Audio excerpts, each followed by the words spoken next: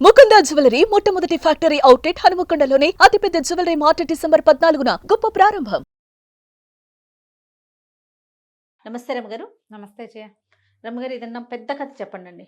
ఒక పతివ్రత కథ చెప్దామా? మ్మ్. పూర్వమట మాళవ దేశంలో పద్మాకరం అని ఒక పట్టణం ఉండేది. ఆ పట్టణానికి రాజు చంద్రసేనుడు. ఆయన భార్య పేరు మిత్రవింద. ఎంత బాగుందో జుట్టు పేరు. అయితే వాళ్ళకు సర్వజ్ఞుడు అని ఒక మంత్రి కూడా. చాలా కాలం రాజుగారికి పిల్లలు పుట్ల. ఈ మాళవ దేశాచారం ప్రకారం రాజులు ఏకపత్ని వ్రతులుగా ఉండాలి. ఓకే. ద్వితీయ వివాహాలు అవి కుదరవు.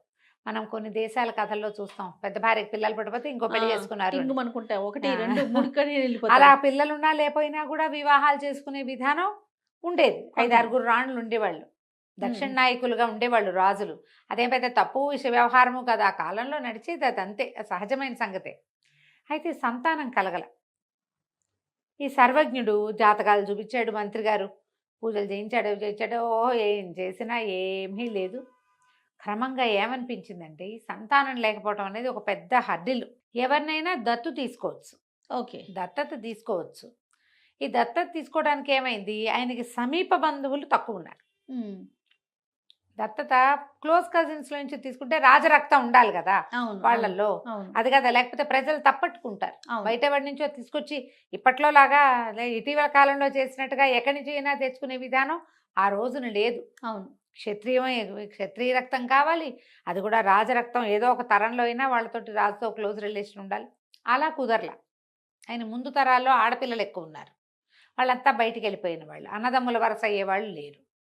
చూసి చూసి చూసి ఒకసారి ఏమైందట, ఒక పెద్ద పండిత సభ జరిగిందట. ఓకే. ఈ సర్వజ్ఞుడు ఎక్కడెక్కడ దేశాల నుంచో పండితుల్ని పిలిపిస్తే వాళ్ళందరూ కూర్చున్నప్పుడు, సరే రాజుగారిని మీరు సంతానం ఇచ్చని వాళ్ళ ముందు ప్రకటించండి అని కొంచెం రాజుని ఎంకరేజ్ చేశాడు.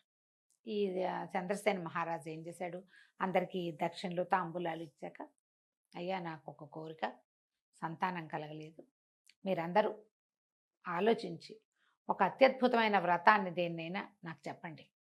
మా రాచకం అయిపోతుంది కొంతకాలం, అయితే నా తర్వాత ఎవరో ఒకళ్ళు ఉండాలి కదా అని అడిగాడు. వీళ్ళు పండితులు ఒక 10-12 మంది బాగా ఆలోచించి, రాజా, మహత్తరమైనది, లోకక్షేమం కోరి చేసే పని ఒకటి చేయాలి నువ్వు. దాంతోపాటు నువ్వు సంతానాన్ని కూడా కోరుకోవచ్చు. ఓహో.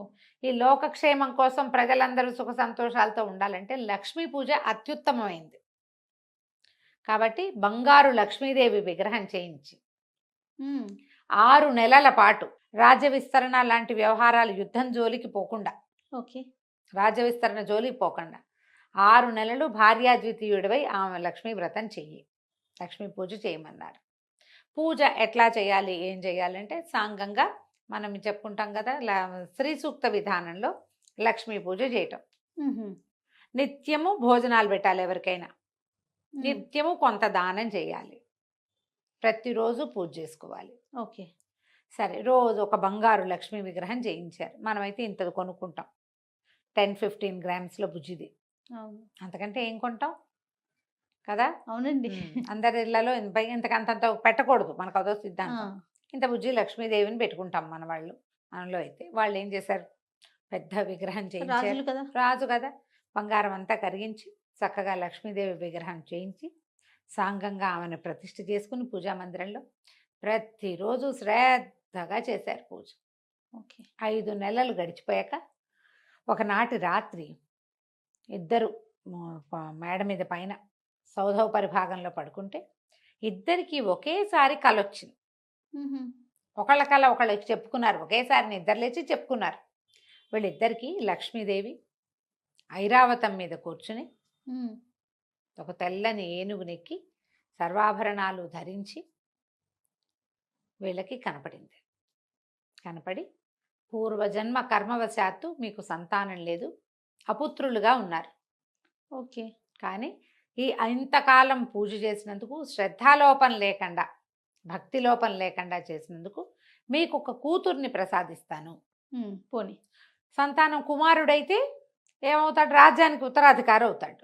కూతురు దౌహిత్రుడు రాజ్యానికి ఉత్తరాధికారి అయ్యే అవకాశం ఉంది. కాబట్టి మీ రాజ్యానికి ఉత్తరాధికారి కూడా లభిస్తాడు అని చెప్పి, అమ్మాయి మంచి లోక విఖ్యాతి పొందేటువంటి పతివ్రతగా ఉంటుంది.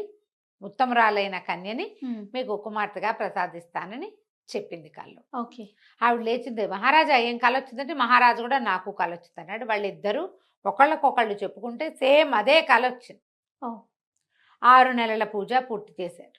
ప్రతిరోజు నియమం ఉందిగా, నియమం ప్రకారం అన్నీ చేసిన తర్వాత ఆ తర్వాత 2-3 నెలలకి రాణి గారు గర్భవతి అయింది.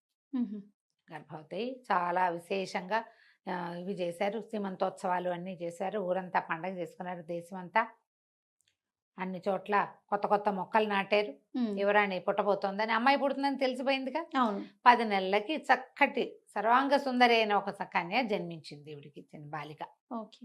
ఆ పిల్లకి శ్రీదేవి అని పేరు పెట్టారు. ఉమ్, చక్కగా ఉండేది, అందమైన పిల్ల, చాలా బుద్ధిమంతురాలు, గుణవంతురాలు, చెప్పిన మాట వినేది, ఏం చెప్పితే అది నేర్చుకునేది. రకరకాల విద్యలు నేర్పించారు. ఒక 12, 13, 14 సంవత్సరాల వయసు వచ్చింది. ఈ పిల్ల ఈ కోటకి అనుబంధంగా ఒక పెద్ద పార్క్ లాంటిది, ఒక తోట లాంటిది డెవలప్ చేశారు. ఉమ్, అమ్మాయి స్నేహితురాళ్ళతో అక్కడ ఆడుకుంటూ ఉండేది. ఏదో బంతి ఆడుకునేవాళ్ళు. ఒకరోజు బంతులు ఆడుతుంటే పిల్ల అలసిపోయి ఒక అరుగు మీద కూర్చుంది. అక్కడ మామూలుగా అక్కడక్కడ కూర్చోడానికి శిలావితర్దికలు అంటారు, చిన్న చిన్న రాతిపై సోఫాలు చేయిస్తారు కదా, అవునండి. కుర్చీలలో ఈ అవును. మన పార్కుల్లో కూర్చుంది. కూర్చుంటే దూరం నుంచి ఒక పరివ్రాజక ఒక ఆవిడ నడిచి వస్తుంది. ఉమ్. ఈ పరివ్రాజక, ఆమె పేరండి అది? పరివ్రాజక అంటే చెప్తావు, సన్యాసిని. ఆహా, పరివ్రాజకులు అంటారు వాళ్ళని, ఓకే. లేడీస్, ఆడ సన్యాసుల్ని. ఆమె ఒక కాషాయ వస్త్రాలు ధరించి జుట్టు అది మూడేసుకుని ఉంది, యోగినిలాగా ఉంది.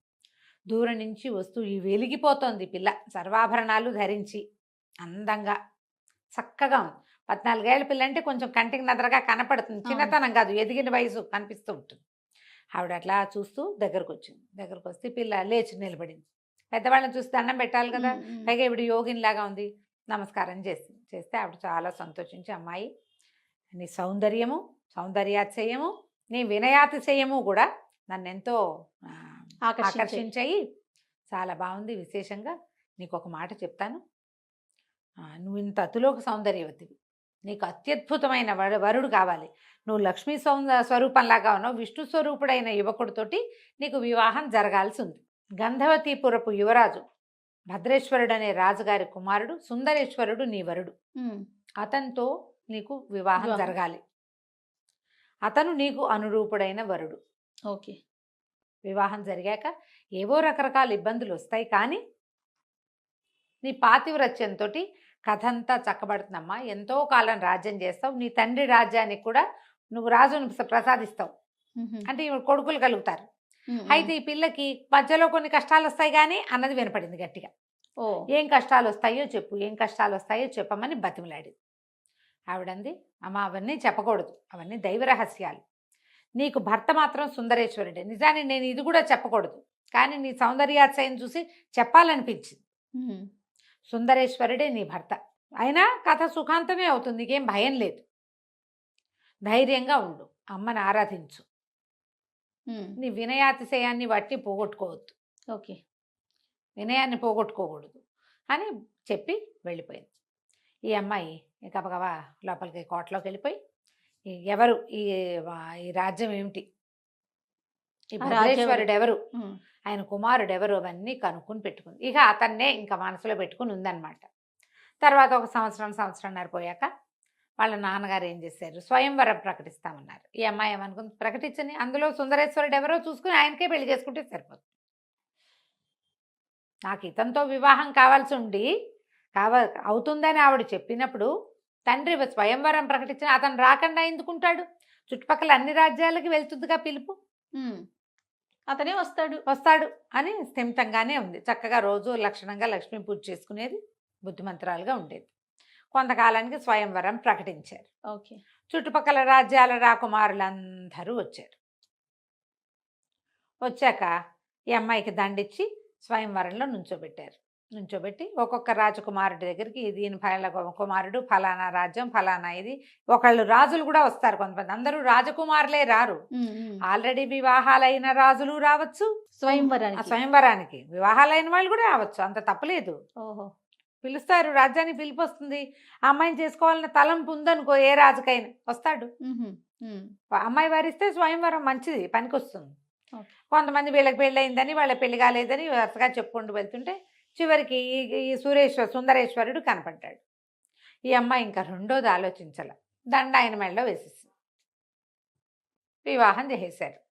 అయితే ఈ వచ్చిన రాజుల్లో కొంతమందికి ఏమనిపించింది, ఆ అమ్మాయి అతనికి పక్కన ఉన్నవాళ్ళు, అతనికి ముందున్న వాళ్ళకి మంటగా అనిపించింది.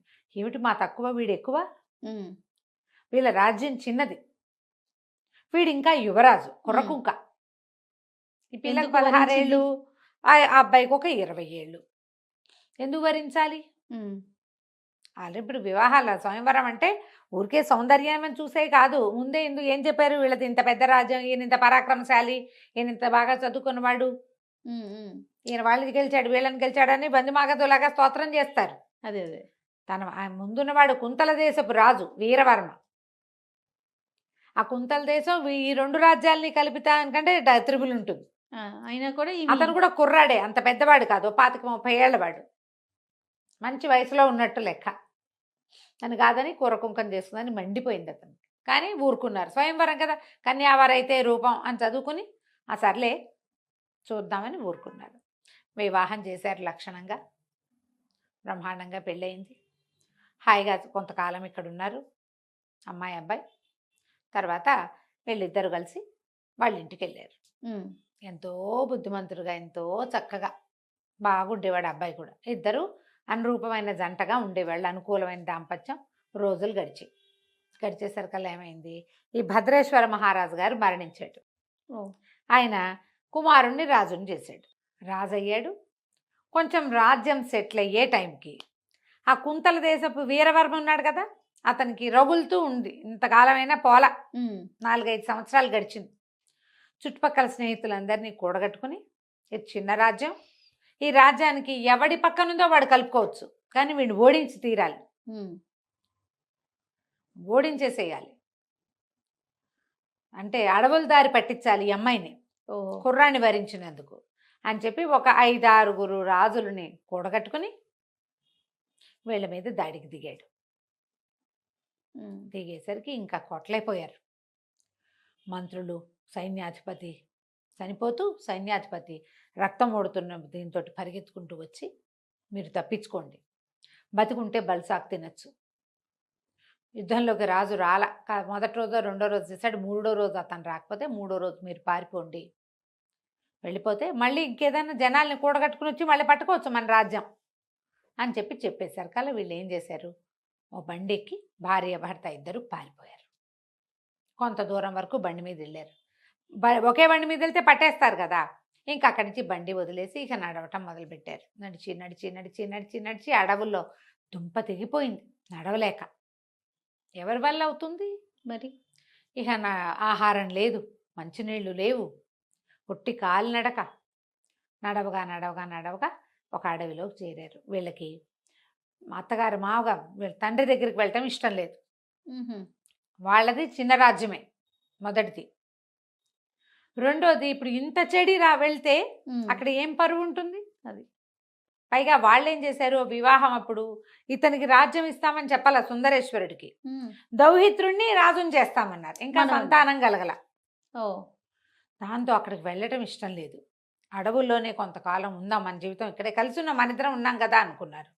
ఇప్పుడు ఈ ఏదైనా కొంచెం తేడా రాగానే చచ్చిపోదాం అనుకునే వాళ్ళని చూస్తాం మనం. అంతరాజ్యము పోయినా, బండి గుర్రం కూడా లేకుండా, కత్తి కటారు కూడా లేకుండా, ఒట్టి కట్టుబట్టలతో మిగిలిన వీళ్ళు బతుకుదామని అనుకున్నారు. ఇది కదా కావాల్సింది, స్పిరిట్గా ఉండాలి ఇది. అక్కడి నుంచి ఇంకా అలా వెళ్ళగా ఏమైంది, ఇతను ఒక చెట్టు ఎక్కి చూశాడు, దూరంగా ఒక పల్లె ఉంది, మరి ఆ పల్లెలో ఏమైనా ఆహారం దొరుకుతుందేమో చూద్దాము, పద శ్రీదేవి అని ఈ శ్రీదేవిని వెంట పెట్టుకుని సుందరేశ్వరుడు నడిచి ఆ పల్లెలోకి వెళ్ళాడు. వెళ్తే ఒక కుటుంబం వాళ్ళు ఎవరినికో ఆశ్రయించారు. చాలా దూరం నుంచి వస్తున్నా, వీళ్ళు బట్టలు అవి చూసేసరికల్లా మనుషులేమో దగదగలాడిపోతున్నారు, ఆ పిల్లేమో మరీ సౌందర్య రాసి తెలుస్తున్నారు కదా మనుషులు, ఓల్డ్ మనీ, పూర్వకాలం బాగా ఉన్నవాళ్ళు అనేది తెలిసిపోతోంది. సరే ఏం చేశారు, వాళ్ళు ఏమన్నారు, ఆహారం ఏదో వాళ్ళకి కలిగింది ఏదో పెట్టారు, తినేసి ఆ ఊరి మొగదలలో ఒక గుడి ఉంది. వీళ్ళు వచ్చేటప్పుడు ఆ గుడి చూశారు. ఈ ఇంటి వాళ్ళు వాకిట్లో పడుకుంటే వద్దు, మేము గుడిలో పడుకుంటామని చెప్పారు. చెప్పేసరికి సరే వాళ్ళు కూడా ఏముంది, ఈ ఊరికి ఎవరైనా అట్లాంటి వాళ్ళు వస్తే అన్నాళ్ళు ఎవరిలో ఒకరి దగ్గర అన్నం తిన్నా పోయి గుడి దగ్గర పడుకోవడం పడుకుంటారు. పరిపాటే. అమ్మాయి ఒక్కతే అయితే పంపేవారు కాదు, భర్త ఉన్నాడు కదా పక్కన. అదేలే. సరే ఏదో ఒక చేపాటి కర్ర ఏదో చేతిలో పెట్టి, పెద్ద జంతువులు అవి ఏం రావు బాబు, భయం లేదు, పడుకోండి, రేపు ఉదయం మాట్లాడుకుందాం, వీలైతే మీరు ఏదో చెడిపోయి వచ్చినట్టున్నారు, ఇక్కడే ఉండటానికి ఏదైనా ఏర్పాటు చూసుకుందరు కానీ ఓ అని చెప్పారు. ఈ వీళ్ళు బయట కూర్చున్నప్పుడు పిచ్చాపాటి మాట్లాడుతుంటే చుట్టుపక్కల 2-3 వాళ్ళు కూడా చూశారు వీళ్ళని. అన్నం తినేసాక ఇద్దరు వెళ్ళి అమ్మయ్య అనుకొని ఇప్పటికి 2 రోజులుగా నడుస్తున్నారు, తిండి లేదు పాపం.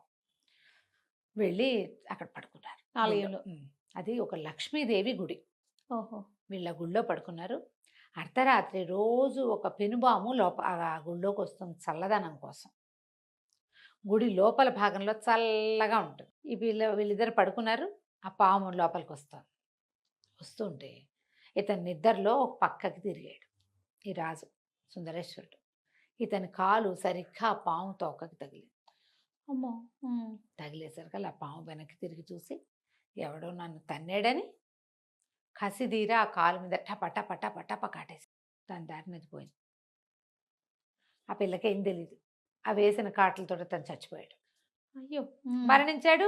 నిద్రపోతున్నారు, నిద్రలోనే అయిపోయాడు. పిల్ల తెల్లవారు లేచి చూసుకుంది. తెల్లారు లేచింది, బాగా పొద్దుక్కాకే మెలకు వచ్చింది. ఎందుకంటే నడిచి ఉన్నారు కదా.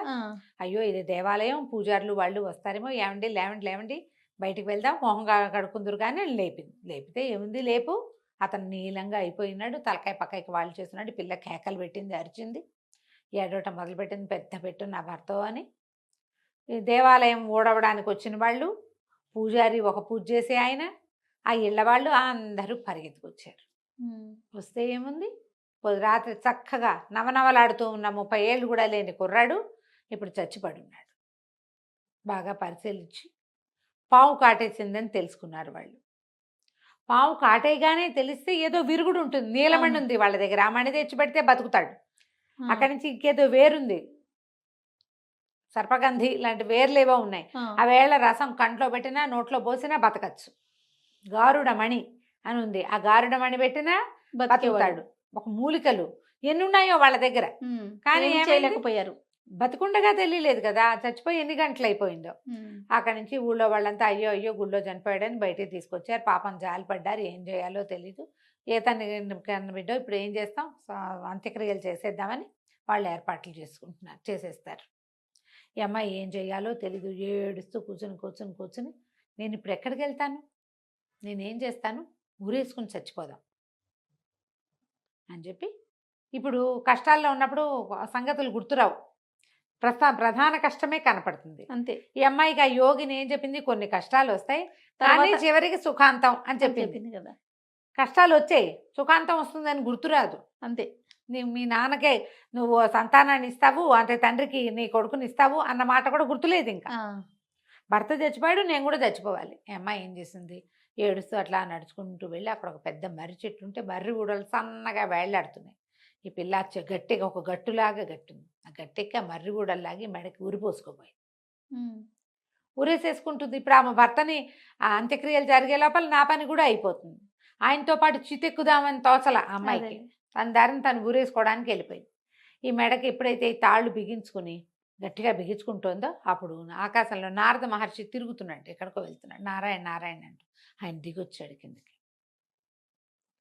అమ్మాయి ఎందుకమ్మా ఇంత పని చేస్తున్నావు అంటే, వల్ల ఏడిచింది, నేను ఏం చేయను, రాజ్యం పోయింది, దిక్కు లేదు, అక్కడ ఎవరున్నారో, ఎవరు బతుకున్నారో, ఎవరు చచ్చిపోయారో తెలీదు, మా అమ్మ నాన్నలు, మా ఊరు ఎక్కడుందో కూడా నాకు తెలీదు, అతనేమో ఇట్లా మరణించాడు, ఏ కారణంతో మరణించాడో కూడా తెలుసుకోలేదు, ఎప్పుడు మరణించాడో కూడా నాకు తెలీదు, ఇక నేను ఎందుకు నా జీవితం అనేసరికి అతను అన్నాడు, కాదమ్మా, నువ్వు అమ్మవారి అంశతో ఆ వరంతో పుట్టావు, నీ మొహం చూస్తే నీకు వైధవ్య చిహ్నాలు నాకు కనిపించట్లా, వైధవ్యం రాసి కనిపించట్లేదు, చిరంజీవిత్వము తర్వాత సంపూర్ణ 5వ తనము కనపడుతున్నాయి, ఆయుష్మంతురాల్లాగా ఉన్నావమ్మా, నా మాట విను, నువ్వు ఈ పక్కన ఒక దేవాలయం ఉంది, ఆ దేవాలయంలో కూర్చొని లక్ష్మీదేవిని ప్రార్థించు, నువ్వు ఇప్పటిదాకా లక్ష్మీ పూజ చేస్తున్నావు, అమ్మవారు ఏదైనా నిన్ను కరుణిస్తుంది, వాళ్ళ అవన్నీ ఏర్పాట్లు అయ్యే లోపల ఏదైనా జరగచ్చు, నువ్వు వెళ్ళమన్నాడు. సరే అమ్మ ఏం చేసింది, ఆ మహిళతోటే భర్త చనిపోయాడు, పోయి మళ్ళీ మా దేవుడ మందిరంలో కూర్చుంది. అది ఇంతెత్తు లక్ష్మీదేవి విగ్రహం, ఆ లక్ష్మీదేవి ఎదురుగుండా కూర్చుని ధ్యానంలో తదేక దీక్షతోటి కూర్చుని ఒక గంటన్నరకి ఆ లోపల అంతరాలయం నుంచి ఒక పెద్ద వెలుగులాగా వచ్చి అమ్మవారు ప్రత్యక్షమైంది. ఓ లక్ష్మీదేవి, అమ్మాయి ఇవాళ ఒక్కరోజు పూజ చేస్తే రాలా, పుట్టిననాటి నుంచి చేస్తుంటే ఆ, మనకు అవసరమైనప్పుడు ఫలితం కనపడుతుంది. అంతే. అప్పటికప్పుడు చేస్తే ఎట్లా వస్తుంది? చిన్నప్పటి నుంచి నేర్చుకోవాలి. ఉమ్, అయితే అమ్మ ప్రత్యక్షమై ఆవిడ ఏం చెప్పిందంటే, నీకు నీ కర్మవశాత్తు జరిగింది, కొంతసేపు వైధవ్యాన్ని అనుభవించాలి నువ్వు, అందుకని సగానికి పైగా సమయం నిద్రలో గడిపించేశా. ఉహుం, అతను అప్పుడే చచ్చిపోయాడు. ఈ పిల్లకి తెలియదు కదా తెల్లవారేదాకా. ఈ కాస్త దుఃఖము నువ్వు అనుభవించవలసిందే. ఇది నీ తల్లిదండ్రుల తాలూకు కర్మానుభవం వల్ల కూడా నీకు సంప్రాప్తించింది అని ఒక మా పండిచ్చింది. ఈ పండు రసాన్ని అతని శరీరం మొత్తానికి రాస్తే బతుకుతాడు. ఇక్కడి నుంచి మీ తండ్రి దగ్గరికి వెళ్ళిపోండి. ఉమ్, వెళ్ళి అక్కడ నువ్వు యుద్ధానికి సమకూర్చుకుని మళ్ళీ మీ రాజ్యాన్ని మీరు చేజిక్కించుకోగలుగుతారు. నీకు నడిస్తే దారి తెలుస్తుంది ఓహో అని చెప్పి మాయమైపోయింది. ఈ అమ్మాయి వీళ్ళు అతన్ని ఏం చేశారు, పాడ మీద చక్క కట్టేసి మోసుకెళ్ళిపోతున్నారు. ఓయో ఈ అమ్మాయితో సంబంధం లేదు, దేవాలయం ప్రిన్సెస్ లో చనిపోయాడు కదా, ఆ పిల్ల ఎక్కడున్నా సరే అదేలే. వీళ్ళ దారిని వీళ్ళు చేసేసుకుంటున్నారు. మోసుకుపోతుంటే శ్మశానం దాకా తీసుకెళ్ళిపోయాక వాళ్ళ వెనకాల పరిగెత్తుకుంటూ వెళ్ళి ఒక 5 నిమిషాలు ఉండండి అని ఏం చేసిన మా ఆవిడ పండుని ఇట్లా నలిపి నారింజ పండు లాంటిది ఆ రసాన్ని తల దగ్గర నుంచి చివరి దాకా ఒళ్ళంతా రాసి ఉమ్, నల్లగా అయిపోయాడు అబ్బాయి, ఒక రకంగా నీళ్ళని కలిసిన నలుపులోకి. 5-10 నిమిషాల తర్వాత లేచి కూర్చున్నాడు అతను. ఓ గోర్ల దగ్గర అక్కడ నలుపు ఉండిపోయిందట, ఎక్కడ అంటలేదో అక్కడ. లేచి కూర్చున్నాడు. కూర్చునేసరికి అంతా ఆశ్చర్యపోయారు. అయ్యో బాబోయ్, ఏం పాతివ్రత్యం అమ్మా, ఎట్లా సంపాదించావు ఇంత శక్తి నువ్వు, ఇన్ని గంటల క్రితం చచ్చిపోయిన వాడిని ఎట్లా బతికించావు అని అందరూ ఆశ్చర్యపోయారు. నేను కాదు నాయనా బతికించింది, మీ ఊర్లో ఉన్న లక్ష్మీదేవి, ఉమ్, ఆవిడే నాకు ఈ వరం ఇచ్చిందని చెప్పేసరికి వాళ్ళు వీళ్ళు ఏం చేశారు, ఆ దేవాలయం అంతా మళ్ళీ శుభ్రం చేసి బోల్డని కొలుపులు చేసి అమ్మవారికి ఉమ్, పూజలు జరిపించి, మరి తను చనిపోయాడని భావించారు కదా, సరే వీళ్ళిద్దరికి ఆ భోజనం పెట్టి వీళ్ళకి బాగా శ్రమ తీరేదాకా ఉంచుకుని తర్వాత 2 మనుషులు తోడొచ్చి ఆమె రాజ్యం దాకా దింపారు, శ్రీదేవిని సుందరేశ్వరుణ్ణి. ఓ వీళ్ళు ఆ రాజ్యానికి ఎల్లల్లో ఉన్నారు, దానికి సంబంధం లేదు. ఉమ్, కానీ వీళ్ళ సరిహద్దులు దాటితే వాళ్ళ రాజ్యంలోకి వెళ్ళిపోతారు, ఆ పద్మాకరానికే వెళ్తారు. అక్కడి నుంచి ఇక మాళవ దేశం వైపుగా నడిచి వెళ్ళి తండ్రిని కలుసుకున్నారు. తండ్రికి ఆల్రెడీ వార్త వచ్చింది, కూతురు అల్లుడు ఏమైపోయారో అని వెతుకుతున్నారు. కానీ వాళ్ళు అప్పటికే ఏం చేశారు, చాలా మటుకు సైనిక బలాల్ని సమకూర్చుకున్నారు. ఒకవేళ అల్లుడు తమ దగ్గరికి వస్తే యుద్ధానికి వీలుగా అనమాట. ఓ ఈ సమకూర్చుకున్న బలాలతోటి ఇంకొక 6 నెలలు ప్రయత్నం చేసి మళ్ళీ వీళ్ళు అక్కడ కుంతల దేశం మీదకి యుద్ధం చేశారు. ఓకే. అందరినీ కలుపుకున్నాడు ఆయన. నా కూతురికి స్వయంవరం చేసుకునే అవకాశం లేదా, ఉమ్, పైగా ఈ రోజు స్వయంవరమై నువ్వు ఈ రోజు యుద్ధం చేస్తే బాగుంటుంది. స్వయంవరమైన 5 సంవత్సరాలకి ఆ కక్ష మనసులో పెట్టుకుని ఇంత పని చేశాడని కొంతమంది స్నేహితులకు ఉత్తరాలు రాసి ఇట్లా మా కూతుర్ని అల్లుడిని దారులు పట్టించాడు, అడవి దారులు పట్టించాడు దుర్మార్గుడు అని రాసేసరికి వాళ్ళు మేము కూడా వస్తా ఉన్నారు. అందరూ కలిసి మళ్ళీ కుంతల దేశం మీద పడ్డారు. ఉమ్, యుద్ధంలో వీరవర్మ ఓడిపోయాడు. వీళ్ళకి ఆ రాజ్యం కూడా దొరికింది. ఓ కొంతకాలానికి శ్రీదేవికి సంతానం కలిగింది. వాడే తొలుత పుట్టిన కుమారుణ్ణి మళ్ళీ పద్మాకర రాజ్యానికి రాజుని చేశారు. ఎంతకాలమో చిరంజీవులుగా చాలా సంవత్సరాలు రాజ్యం చేశారు. వాళ్ళ పిల్లలు మనవలు మునిమనవలు వచ్చేదాకా భార్యాభర్త కలిసి సంతోషంగా ఉన్నారు. కథ కంచికి మనం ఇంటికి. బాగుంది. కొంచెం పెద్ద కథ అయినా కూడా చాలా బాగుంది.